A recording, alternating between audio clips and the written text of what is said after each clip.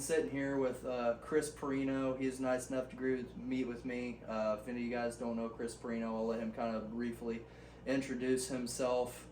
Chris has been very fortunate to accomplish quite a bit with the traditional bow, and he's got a lot of helpful information that anybody could learn from and help them be able to accomplish some things for themselves. Even if you only take away a couple things, he definitely has a lot more than a couple things that you could learn. So Chris, thanks for talking to me. Would you want to tell just a quick introduction, 5-minute elevator speech about yourself? And well, I mean, I know I've talked this before, or probably said everything. This is probably going to be a repetition, but I mean, I'm 57 years old. I've been a self-employed plumber my whole life. Worked, got out of high school, went to trade school, and that's pretty much been my trade. Bow hunting, or hunting with the traditional bow, has been my hobby for, that's kind of since I can remember, since I was 15, 16 years old, when I was younger, kind of getting into it.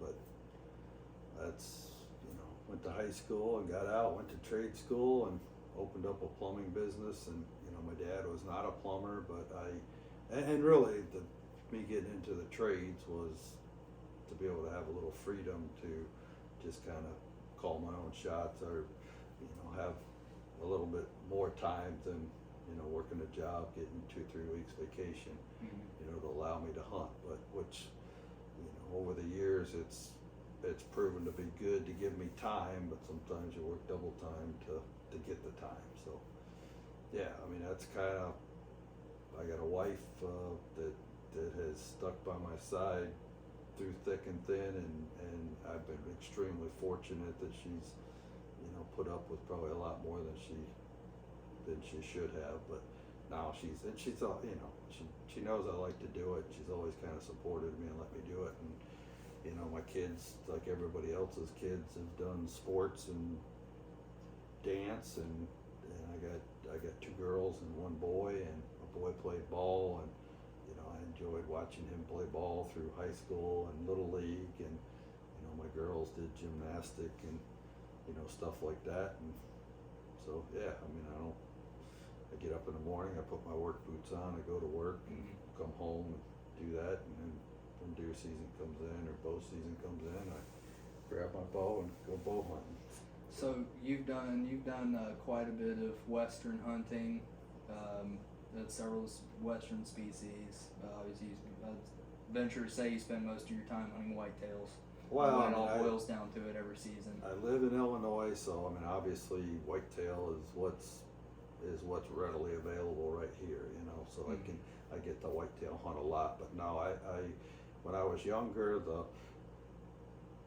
watching the Fred Bear videos and watching a lot of that stuff made an impression on me. And I was fortunate enough to be able to, even when I was younger, I stayed at home. Got married when I was 26 and kind of stayed at home and worked, and mom and dad, I helped them around the house, and didn't become a problem to them, so they let me stay at home maybe a little longer than I should have, but that gave me a little money to get money and time to go do some hunting and do some stuff when I was younger. But no, I started off, I mean, I've always kind of known what I wanted to do, and I've, the adventure hunts, going to British Columbia and Alaska and all that stuff was all pipe dreams when I was younger. And I had to, my dad told me when I was younger, you gotta want to want. You kind of, bow hunt's the same way. You kind of have to want to get out there and do it to try to make it figure out how you're gonna make it happen. And I didn't. I'm definitely do not consider myself financially rich. I just always wanted to, like, I would rather drive an old truck and spend money to go hunt, and that's what I did. So, I got to do a lot of stuff. I've hunted a lot of states. I've hunted, from Maine to Georgia, Alabama, I mean, Arizona, Wyoming, New Mexico, Montana, Idaho, I've been Alaska, British Columbia, most of the Canadian, you know, Saskatchewan, BC, Alberta, Ontario. I mean, I've been a lot of places in the, you know, in North America, and you know, not a lot of them, you know, not all of them were super expensive hunts, but again, when I was doing it, the hunting, and obviously everything has taken a big change. So yeah, I mean, I'm glad I got to do it when I did. I had the time to do it and got to go a lot of places. Yes, I do like to go, you know, elk season, and you know, when you go out west, you know, usually elk season's coming in September. You know, there's a lot more opportunities to do stuff in August and September out west. And deer season rolled in, you know, October 1st is when our season comes in, and you know, that usually lasts 3 months, and you know, get into the, I mean, if you time it right, you can kind of be, there's always something to hunt somewhere. So Yeah, so that's kind of what I've done, and yeah, I've got to go to a lot of different places. I love to go out west, but I like to, you know, whitetail hunt as well. So with a traditional bow, feel free to add in wherever: whitetails, turkeys, mule deer, pronghorn, elk, black bear, brown bear, grizzly, a polar bear, moose. You have done caribou? I've done a couple caribou. I've done one caribou hunt, and I didn't. Okay. I had a buddy of mine that killed one, but I just, you know, it was just. Oh, Aldad. Oh yeah. Yeah. I lately here, last 4, 5, 6 years, you know, I've got to go down there and aoudad hunt. And I do a little guiding with a guy down in Topo, Texas Outfitters. And, you know, I mean, pretty much anything there is to hunt. You know, if I can go do it, I would like to go do it. I mean, if I can swing it and make it happen. But actually, the year that I drew in Australia, you can draw. You know, they have a lot of. They have those tar hunts and stuff in Australia. The year COVID came in, I had drew actually an allotment and down there to hunt on like the national lands or Queen's lands or whatever you call it. You have to have a permit to fly in there. So they fly you in with a helicopter and drop you off. And usually on that permit, you can have 4 guys. And I had run into a guy in Colorado that was from Australia. The year that we had the COVID, everything kind of got shut down. But that year, I drew the permit to fly in there. I didn't obviously end up going because they, you know, shut the country down. Horrible time to draw. Yeah. So, but yeah, I mean that's. You know. So, that kind of also covered my first question too, is how you got into bow hunting. Just a bit of, I mean, it was an early age. Yeah, I mean, from a kid, that's just what I like to do. You know, I like being outside. I liked running around fishing. I liked hunting. I, you know, got in with guys that, I mean, I always wanted to hunt. My dad took me fishing, and he'd take me do stuff in the outdoors. He wasn't necessarily a hunter. He didn't necessarily grow up as a hunter, but he sure took. But I liked it. I just kind of. That's the kind of people I always gravitated to and kind of hung out with, and you know, other kids in school that did it. You know, that's what I really enjoyed doing. It's just a progression, you know. I mean, I started out, you know, with a compound, and you know, me going down the traditional path was really nothing more than the guys that I hung around with that really took me under their wing, and I thought were really good hunters, and really were like the guys that taught me the most. That's what they did. They shot recurve. So that's what I did. It wasn't necessarily you know, I like to hunt with a recurve bow. I'm not you know, it's not like I'm against other types of hunting. That's the challenge. That's what I like. That's what I do. You know, I've won some and I've lost some, and that's what you're going to do with the recurve for sure. That's great. So we kind of talked about this earlier, and kind of we're back and forth about what approach and what to use towards this question. But I think it's a good thing for guys to think about, because there's so many options, especially for the new guy starting out. There's so many options out there for bows from takedown to one piece to long bow recurve to everything in between, wood, metal, all the way to the guys that shoot self bows and everything else. So what do you, at this stage, with the experience that I think pretty well goes without saying, and any of the stuff that we've talked about here, Chris has done some podcasts with some other guys. You guys can search his name on Spotify and you're going to find a pretty good array of podcasts where there's some back and forth information, some things maybe overlap that we're going to talk about here, but that you can back up a lot of his experience with. But where have you at this point landed on what you like in a hunting bow for the purpose of traditional bow hunting? Well, when I've always been recurves. I mean, I've shot self bows, I've shot long bows, I've shot all that stuff. It just didn't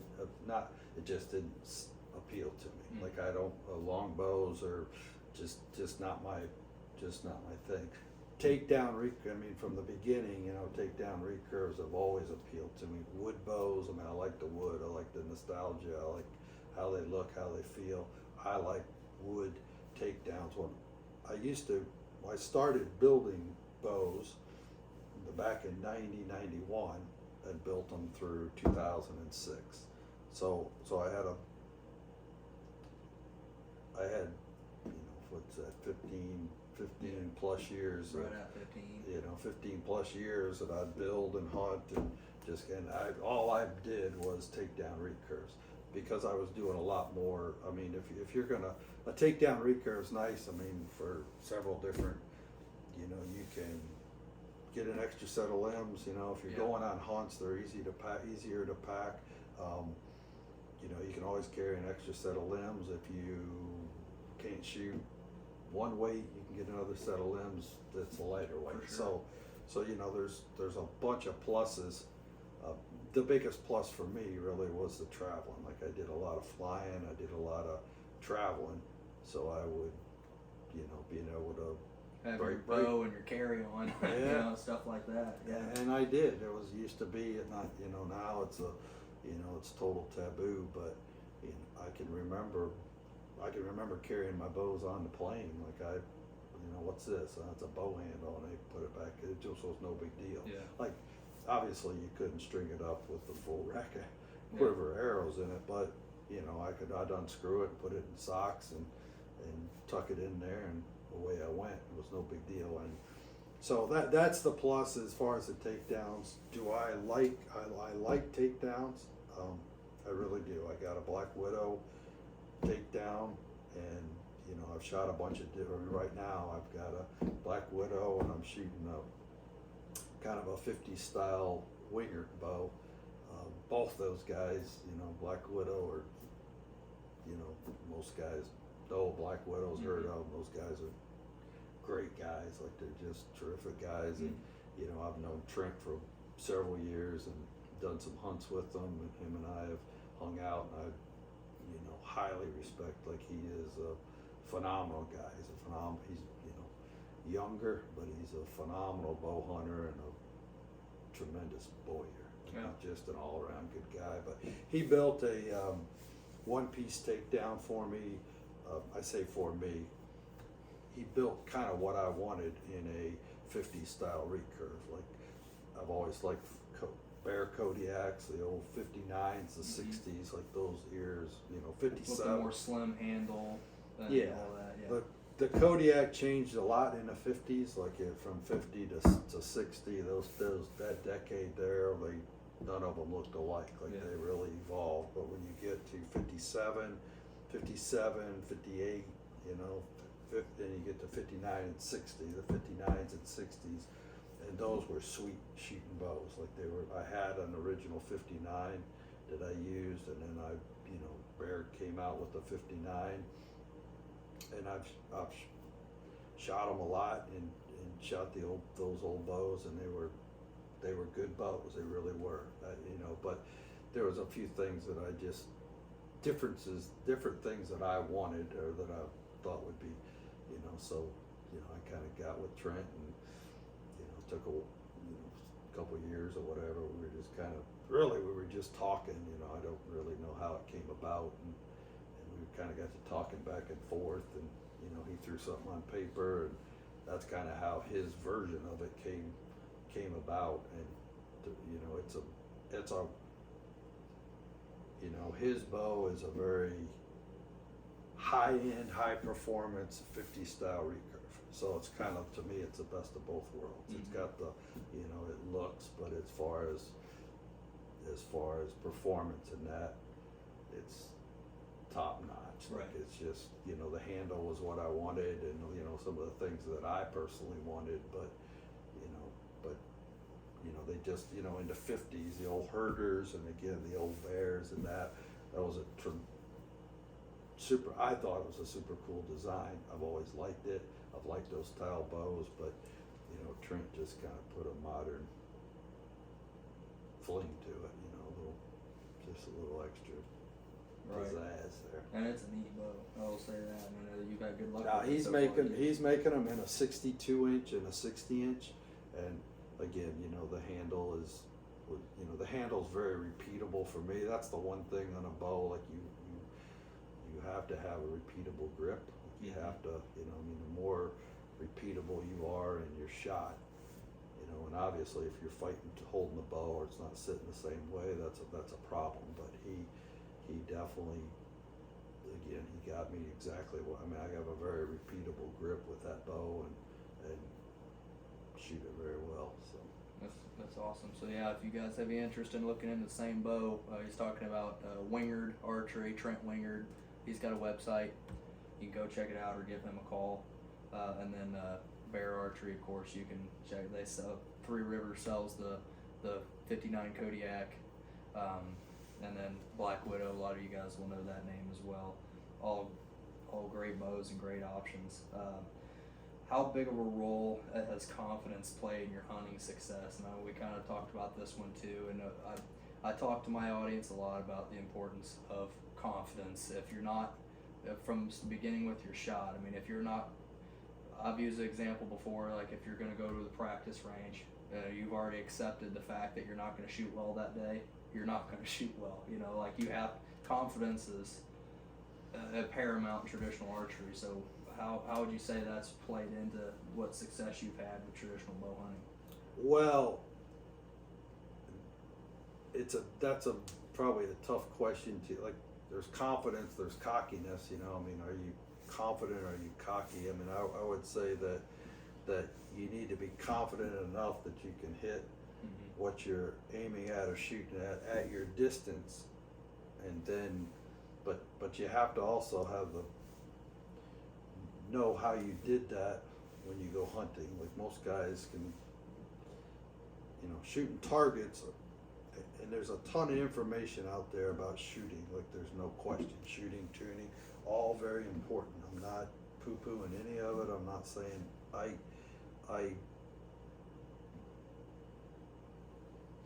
kind of have you know, my view is probably different just because I've done it for so long, and it may be I'm older, so I have, you know, I'm a little opinionated on certain things, but having the confidence to make a shot at 20 yards or shoot a pop can at 20 yards and being very consistent at it is great. Once you can do that, now you have to take that and turn that into a shot in the woods. And a lot of times I think what happens is, and I know when I was younger, or when when you get those opportunities, you may rush the shot, or might not make you might not take the shot that is the right shot, and again, you rush things, you end up not, you could shoot the Coke can at 20 yards with no pressure. Well, a Coke can's not a deer with 140 inches of bone on it. Yes, when you're sitting in your tree stand and now you got to shoot put the arrow through at 15, 20 yards through the kill zone. You focus on the pop can, and it's like, okay, I do it, and I know I can do it. I know my equipment works, but when a live animal's standing there, it becomes a different shot, and because it's the level of excitement, or trying to, the degree of pressure is, and I understand it, and I've you know, I've failed, or I've had a lot of. I mean, I missed a deer a couple, 2 or 3 years ago.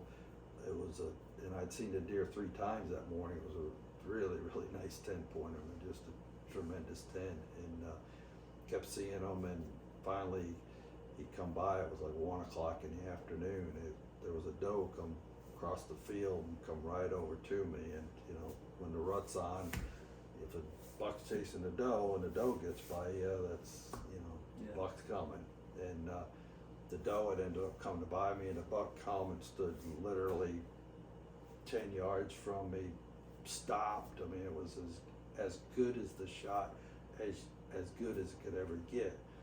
And I got a little excited, and I pulled the bow back, and I completely missed the deer. So, you know, again, that, and I've had lots of incidents. I mean, when you do it a lot, or I say, the more experiences you have, I guess the more you have to kind of think about what you're doing during that time. The less you've done it, or less you've been in that position, it becomes tougher. I mean, that's something that's very tough to teach guys or convey to guys. But having the confidence to shoot is good, but now you got to take that confidence to shoot that shot under pressure. And again, once you start leaving things out, that's usually where guys fail. Mm-hmm. They don't focus, they don't, you know, they do everything to shoot the Coke can, but again, the live deer, there's things in that, and those things you leave out. I mean, again, I've done it personally, so I mean, I know all about it. Like the deer, I missed the deer, he ran off, everything's over, and I knew in my mind what I did. I did not focus on the spot on the deer. I focused at the deer's 10 yards. How can I miss? Excuse me. And I proceeded to look at the whole deer and miss the whole deer. After the deer left, you know, obviously I was frustrated and disappointed. I had ended up taking the rest of my arrows in the quiver, and I ended up shooting corn cobs and leaves and this, that, and the other that were 15 yards, and you know, hit half of them and put it within an inch or two of the others. So the confidence I just didn't take that focus. I looked at the whole deer, and that's just a death. That's what I was going to add in too. Is we're hunters, we're not target shooters, and so there's the confidence, like you said, being able to hit that Coke can. But would you agree that in the woods, that confidence you have to keep the confidence, but it also has to morph into a big degree of focus. Focus, and I mean, again, the hunting, you know, when you're young, I mean, I can look at it from I'm 57 and I have all these experiences, so I can look at all those and say, well, here's what I wouldn't do, here's what I would do, here's where I messed up, here's what I did. Looking back, well, at that time, you know, it's tough because, you know, it's like don't have now I've got all the experience behind me, you know, then it's like I kind of didn't know what to do. But you either get better, or you have a lot more disappointment, you know. And again, some of the disappointment, and you know, I mean, if you made every shot and it was easy, then everybody, I mean, it's really what separates. I mean, if it's easy, then, I mean, bow hunting with a traditional bow, I personally don't think it's meant to be easy. No. And it's not easy. Like, I have plenty of stories of agony of defeats or stuff that I shouldn't done. I know the older in the last 10 years, you know, me from 45 to 57 have been a lot more methodical, and my mind thinks a lot more in those situations, and I take a little more time. Like you have to think through it. Like, you cannot just throw caution to the wind and get all excited. And, you know, right. No, that's great information. I think it's 100% true. Is there any particular hunt that you recall that really tested you, and the experience, whatever experience that you had up to that point that tested you as a hunter, tested that experience, tested the patience, tested the confidence? Well, I mean, the grizzly bear hunts have all been, I mean, you know, you have the hunts I did in British Columbia. I don't necessarily like to be wet and cold, you know, and I mean, so you get to Alaska, you get a lot of rain, you get certain areas, you know, you go to, you know, in BC, the weather was a lot nicer, and they were, you know, you go down to Arizona and those drier climates, I like those a lot better, you know. Where have I've probably been more mentally tested in those hunts that where you were, you know, up in Alaska where you're wet and it's raining and it's just, you know.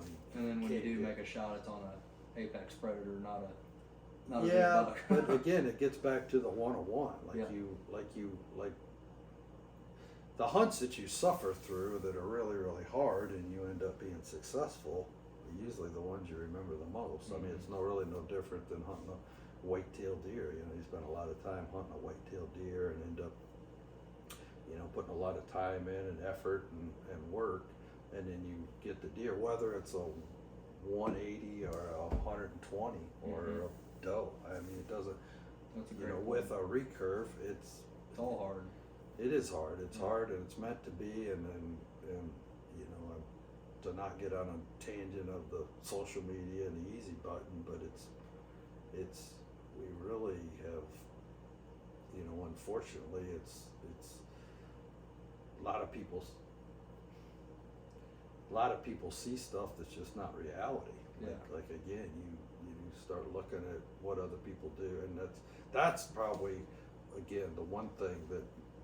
Everybody sees the 5-second kill shot. Yeah, They don't see the whole season of highs and lows. They see the glory and they see the, oh, it must be easy, and it's, if you're gonna hunt, I mean, again, everything that I talk about or that I express is about hunting with a recurve bow, and hunting with a recurve bow or longbow or self bow. If you gotta put the arrow on the string and pull it back, and you really don't have all the other bells and whistles, it can be very tough. But I say it's tough, but it is doable. Like most guys you don't have to, it's not like becoming a professional baseball player or anything. Like most people have the ability to do it and can do it, and if they're willing to commit to if they want to commit to it and want to do it. But you know, again, I think the watching other people or seeing what you see is oh man, I've fallen into the trap before. I mean, it's Well, I think it's like, I mean, with me being the age I am, and I didn't start out with any of that stuff, so I don't like the guys getting into it now. That's all they know. So. Well, that makes a lot of sense. And those are great points that you made about.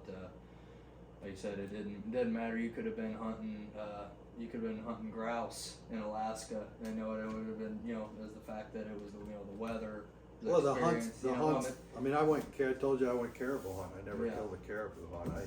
That was a great experience. Like I saw caribou. I chased caribou. I mean, I've been on. You had to get there. I know getting there is hard. Yeah, I mean, I've had a ton of hunts that have been not necessarily ended with me bringing something home, but they still were fun to, like, I enjoyed doing them, and they were, and if you do hunts that are hard, you do it, you know, you do it again, and then once you're successful, all the other ones, you know, that's all time and effort put in to do it. So I mean, it's risk reward, I guess. No, thanks for that. That's I think more people need to hear that and understand that it's nothing worth having comes easy.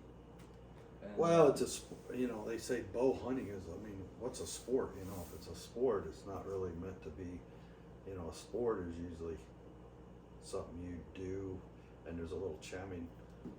Guys go skiing, you know, they ski down the bunny slope, and, you know, if you get really, really good at the bunny slope, you go to the, you know, the blue diamond or whatever, or the black, you know, you just move your way up, you know, you don't spend your whole life on the bunny slope. Right. You know, you do the bunny slope, and you know, go up to the, you know, eventually you want to work up to the double diamond. You know, it's, you know, if you're really good at that, you always move. I mean, in anything. Right. So bow hunting's really not much different, really. I agree.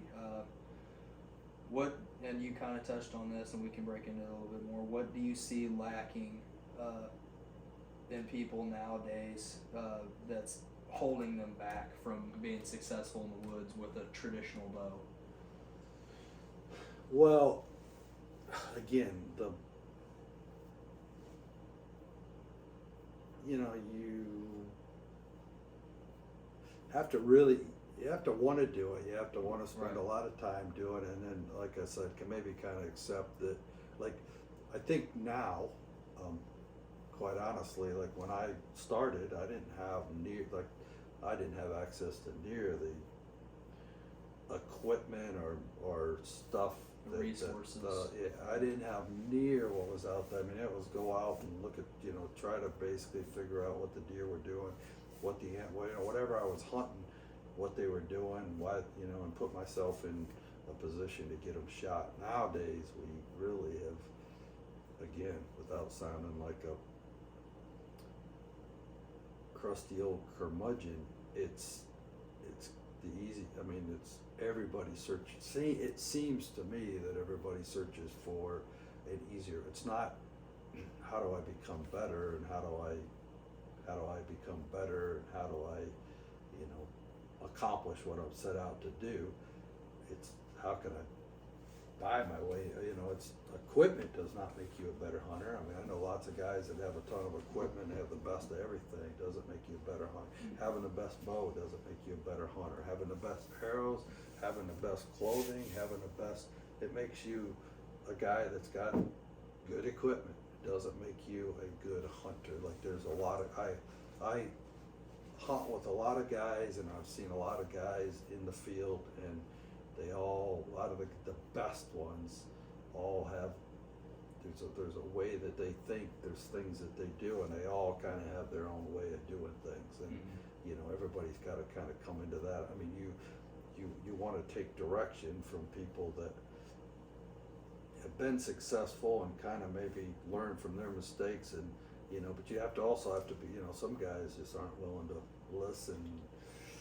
I mean, and I probably had been guilty of it myself, but if you listen to other guys, they can kind of head you off on some, making some mistakes that they made. But I think, to get back to what you asked me, I think truly the amount of, it seems that nowadays everybody wants to like kind of buy their way into success rather than develop a skill. Or you used the example of Tiger Woods earlier. We were using sports people as an example. How about this?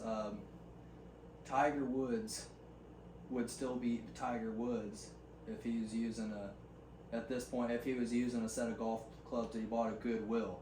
Well, Fred Bear would be Fred Bear if he was using a sapling with a string on it. It's the experience. I have hunted, like I said, I've hunted with some, I talk about Trent, and I've been in the woods with a lot of guys that are tremendous hunters.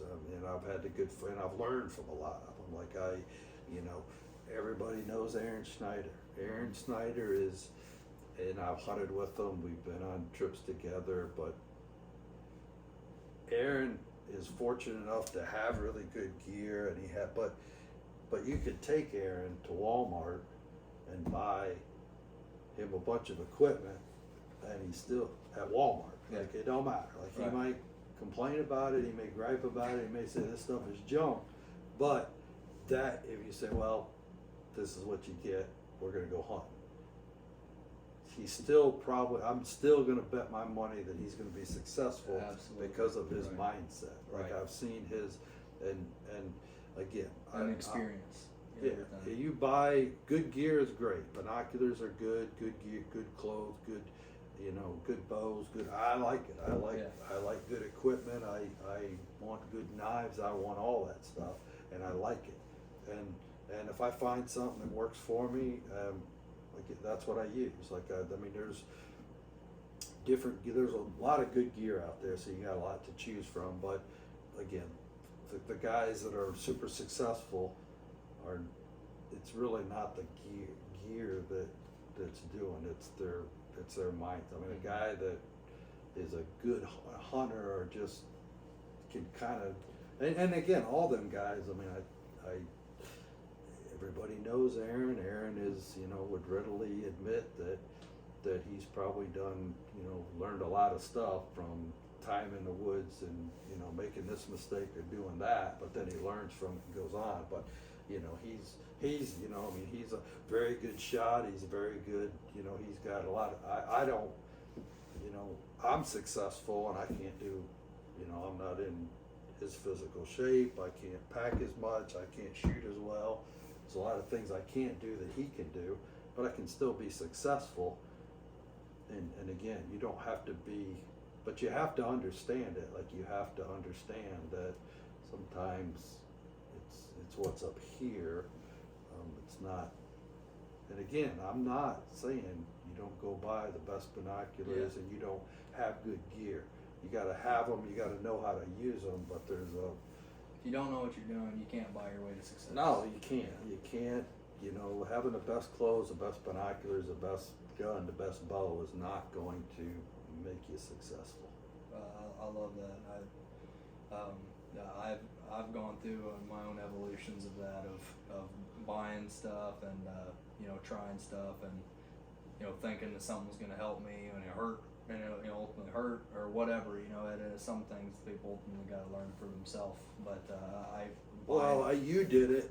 You're 26. I'm 57, Yeah. and I'm admittedly telling you that I did some of that as well. But I know when I was younger, the guy, again, I've said it, the guys that I hung out with, or the guys that I was around when I was younger, they weren't soft in what they told me. Like, Right. if I did something stupid or I was doing something, they just flat out said there wasn't a, they weren't treating me with kid gloves, and I learned a lot from them. Like, truthfully, like I wouldn't have it any other way. Like, if I went out and bought the best of best, they tell me, look, that's not your problem. So, and they're right. They were 100% right. It's not. I mean, I hunted with guys that were shooting recurves and shooting stuff that I thought was antiquated, and I thought I had, but they were always more successful. Right. So when I was younger and I saw that, and it's like, well, why is it that when I was younger, that's one thing that stood out to me. How are these guys that seem to be a lot more primitive or not worrying about some of the things I'm worrying about, how are they so good at what they're doing? And again, some of it got back to that,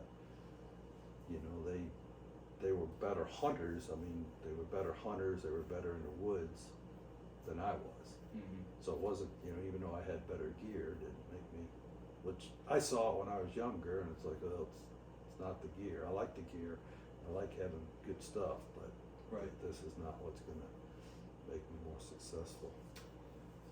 So on that note, because you were talking about young Chris, the last main question I have is, if you could tell young Chris one thing, give young Chris a word of advice. How many years ago now that you've been hunting, what would that advice be? Well, I said earlier that at 47 to 57, or in my mid 40s, my mindset started changing a bit on, kind of how I thought.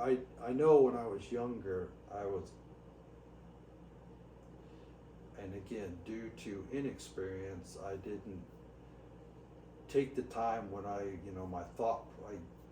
would let anxiety or excitement maybe get the best of me, and that, I failed a lot out of it. Now I told you the story about that buck that I missed. Well, Mm-hmm. As soon as I missed him, and that was maybe 5 years ago, I still I remember it as it's sad because it was a really good buck, but I still kind of laugh about it because I know exactly. I mean, when I did it, I knew exactly what happened. It wasn't the bow, it wasn't the arrows. It was what I did in my mind. So you could have had the best, Gucciest, nicest possible gear, and it wouldn't have changed that situation whatsoever. No, it would not. But so So to answer the question, if I could tell the young Chris, I'd say be a little more, when it comes to hunting, sometimes patience, when you get out there and deer or elk or an animal you're pursuing, you see it, you're within distance, you're going to be able to get the shot, that. Sometimes you have to, in that situation, it's better to let things like, just because they're standing there at 20 yards, the angle might not be right, it might not be the perfect shot to take it. Like sometimes you have to let them set themselves up. And I say that, told a lot of people, when deer come in, you kind of have to play the game and be a little patient and kind of be a little bit, and they'll usually, most animals, if they don't know you're there, if they know you're, sometimes it don't always happen. Sometimes they do bust you, but you gotta let them set themselves up and take the best shot you can. Quartering twos or this, like there's certain shots you just can't take. You have to be able to recognize that. So patience, being a little more patient, taking the shot, and again, I try to take as high a percentage shot as I can. Like I'll let them come in and set themselves up and I'm trying to get to where I really like the more comfortable. I like this is great. Like everything is good. If the angle's not right and this, that, and the other, again, all those things are going to play into you hitting them wrong, or you hitting the bone, or it all makes a difference. If you can put the arrow through the boiler room, the business end of that arrow through the boiler room, the end is you're probably gonna have a successful end. But you take a bad shot at a bad angle and hit a leg or hit a bone, maybe if you gave it a few more seconds, probably not that much, they're gonna turn or something's gonna get a little better. But knowing that and playing that game, they also could smell you and take, there's other things that could happen. But if you're more patient, you're definitely probably going to be more successful on more shots. Like you're just going to, I think it would help guys rather than, whether they run off or you don't take the right shot and you shoot them in the leg, or it's not a killing shot, it's, not. If they run off and you don't shoot them, you probably got a chance you might see them again, especially a bigger buck, this, that, and the other. If they just kind of, you might still be able to hunt that animal, but you go to wounding them, it's pretty much over. Yeah. They ain't coming back for more. But at least in my experience, they haven't. Yeah, that's great. And then so to wrap all this up, this has all been great information. I don't think people fully realize, and it's easy to be, I think, from the person sitting in this chair to the person sitting in that chair. It's easy I'd say with your experience, your time in the field, with where you're at. This is, and the guys out there with your same amount of experience in the field, same amount of years in the field, you're comfortable in the place that you're at, in the sense that you've gained the experience, and right now where you're at it comes natural. But so guys, well, I wouldn't say, again, it's not easy, it's not natural, it's just kind of the more you do anything. When you're starting out, when I started out, I shot does and little bucks and this, that, and the other, and as I had more success, then I started kind of moving that bar. Now it's like, I've never considered myself a trophy hunter. Right. Like I do not consider. I will shoot animals that it's a challenge for me to shoot. It's shooting some animals it's not a challenge. So I personally, like, for me to shoot it, to say, oh, I shot that.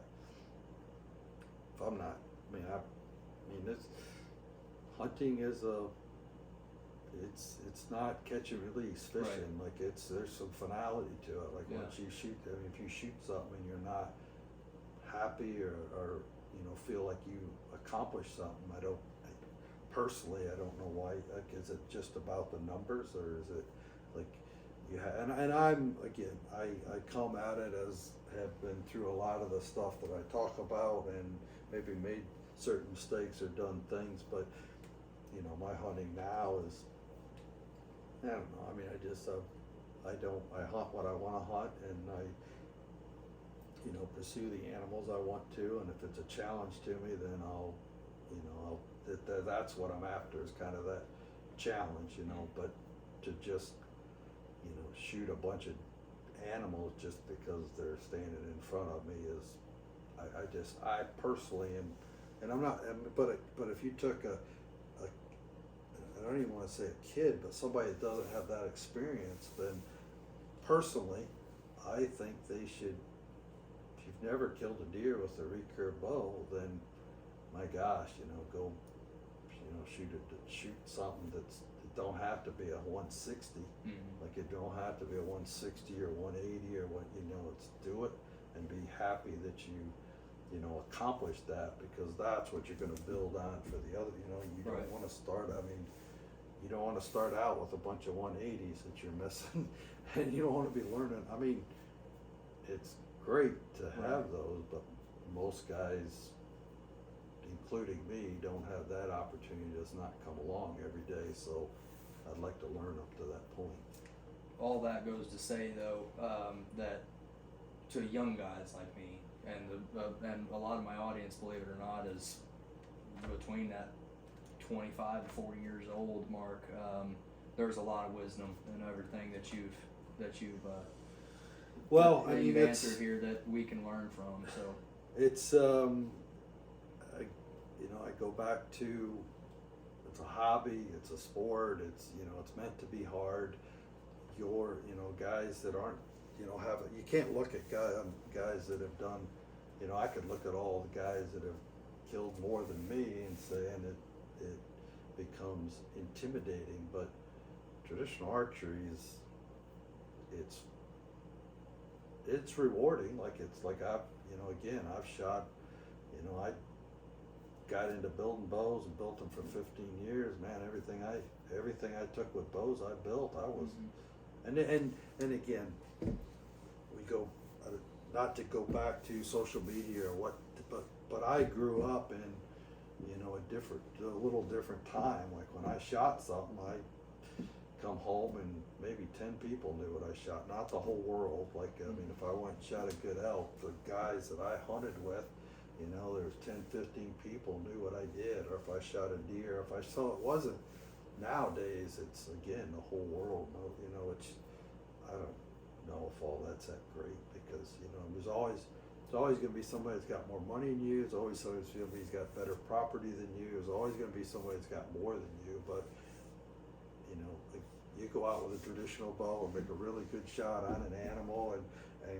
collect it, and that's your hunt, it's your memory, and that's what it really needs to be.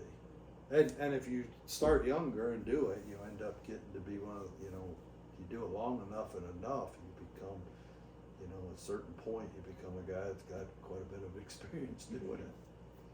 So to wrap everything up, I know you had a hand in developing the Selway, or the Grayling quiver with Selway. Could you give people watching a little bit of insight on your connection with Selway there, and developing the Grayling quiver and all that? I built my own bows in 2006. I had written you know, I went to Bear, and again, Fred Bear and everything he did was an inspiration on me.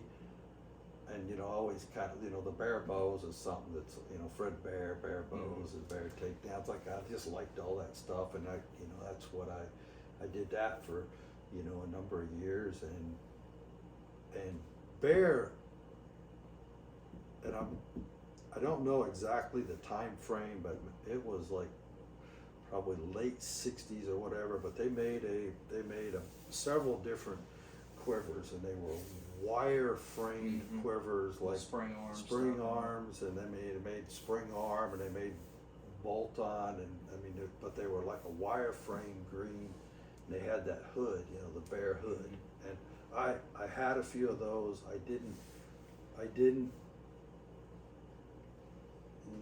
they were kind of noisy. They for hunting. I mean, they looked really neat. As far as function for me, I preferred the Selway. I've shot Selway quivers, and if you look at my bows or so, I've shot Selway quivers since the early 90s, like literally 80, 88, 89, like I've shot Selway quivers for pretty much my whole life. And pro, all those were the slide on. Oh right? Yeah, that's the slide on. I mean, they make the slide on, they got bolt on, Right, they got strap on, they got several different attachment methods, but I shot a Selway quiver for my whole life. Like I've shot a Selway quiver, and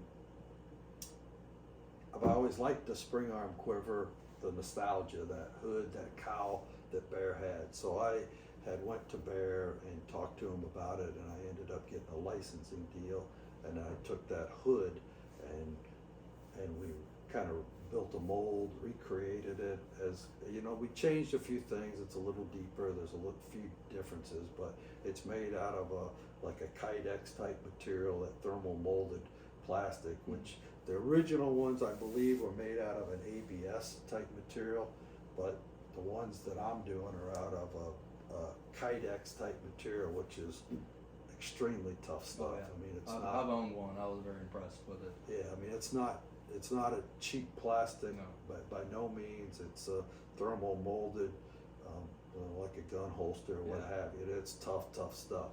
And then I got a license from Bear to put the logo and all that back on it, and so we've done those in black. We've done them in the original green, and we had the green kind of color matched, like we got all that color matched to what it looked like the original, and then we do them in brown and black.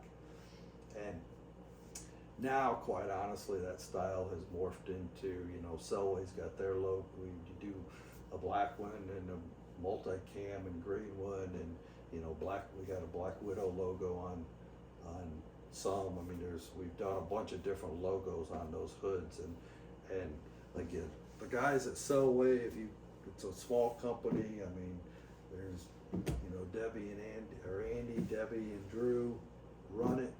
Call them. They can get you set up with. I mean, we're doing them, and we've dipped some in camo, and we've put some different logos on them. I mean, I did a logo here that was just old school bow hunting, just because I'm kind of old school, I mean, I'm not getting younger, but again, that was kind of, it all started out with that. The Bear wire frame is where that all came about, and all the Bear hoods are called the Graylings, the Grayling quiver, and again, it's all licensed through Bear, and we do that logo, but we've done a bunch of different logos. Selway's logo, we got some Parrino, we got Black Widow, like we got, and my old school logo. But yeah, if anybody's interested in any of that stuff, I'd say if you don't see it or you're looking for it, I'd call them up there at Selway, and they'll get you taken care of. And again, they've been super. Like I do the hood, I have the licensing. Selway has had Selway quivers, and the components is all their part. I just kind of worked with them to use their components on that hood, but they've been true. I mean, I couldn't ask for. Right. I couldn't have done it really without them. Like to put a quiver together and do that was just a good fit for me. And they've been, I've worked with them for like the last 5 years on this, and they just super people. I mean, traditional archery for me, I've got to meet a lot of good guys. I know a lot of guys, and the community itself is kind of, most guys will help. They'll help younger guys. They'll give. I mean, there's really a lot of good people, and I think. I mean, I've met a lot of good friends, but yeah, I mean, that's how that quiver came about, and again, we took a lot of time matching the colors and matching the logo and the artwork and trying to get everything right, and I'm super happy with the way they came out. Yeah, they look great, and you guys that have watched the channel for very long know that I've done stuff and had some relationship with Selway and talked to Drew from time to time, and they're great people. So I definitely back up what you're saying there. Do you do anything with Three Rivers? I do not. Well, Three Rivers, so like they Three Rivers, Kinsey's, like we've got several distributors that obviously carry all Selway's products. But if you went to Selway's website, you'd see, probably see most of the Grayling line on there. But yeah, and we do that. We do that same hood in that Fredbear camo. So we did a bunch in Fredbear camo, which they do the mag handle and I think that Eichler series is all in that Fredbear camo. So we've done a bunch in that, but yeah, I mean there's. So go pick one up and support Selway, and because they're great people, and that's a pretty common thread, like Chris said, found with everyone in the traditional community within reason. It's a great group of people, and any one of them you support is money well spent. So, Chris, I think that's everything that I've got. I appreciate you doing this, and everybody watching. Like I said, go listen to some other podcast he's been on. There's way more information than what we scratched the surface on here, and any of the companies that we've mentioned, at least go give them a look and give them the time of day. And if you're gonna spend your money, spend it with some of these smaller companies that are great people, who are family owned. They're not these big corporate shills. They're real people, just like we are. So. Thanks for watching, guys. Be sure to like and subscribe if you want to, and get outside and get some arrows downrange, and start enjoying the nice weather. Turkeys are going to be gobbling soon. So thanks for watching, and see you guys next time.